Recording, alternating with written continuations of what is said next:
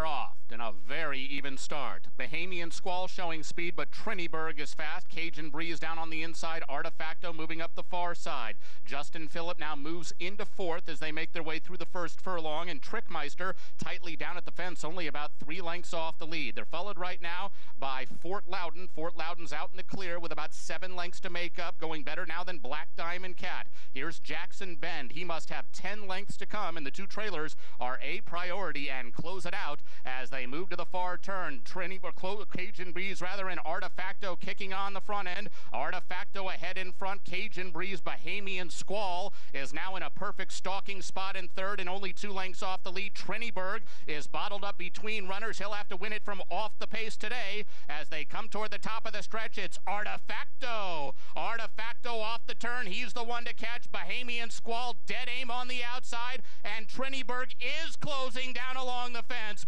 Bahamian Squall, Trinniberg, now these two come to dispute it. Bahamian Squall in front from Trinniberg. Jackson Bend far outside. It's Bahamian Squall and Luis Saez to win the Smile. Very tight for place and show between Jackson Bend and Trinniberg. Bahamian Squall for David Fawkes. This is a homebred for Donald Dizney. Luis Saez with the winning ride. They take the Smile Sprint. Yeah, 110-1. Trinniberg, I thought, ran a very good second in here. Jackson Bend, old class horse as well, will close for third. So I think Trinniberg, this is a step forward for his next race. Same with Jackson Bend. Congratulations to David Fawkes, a Florida-based trainer, has been at Calder for a long time. Gets the job done. Luis Saez, someone out of his coming out party, been riding into New York and riding well, gets a grade 2 win. Congratulations to the connections of Bahamian Squall.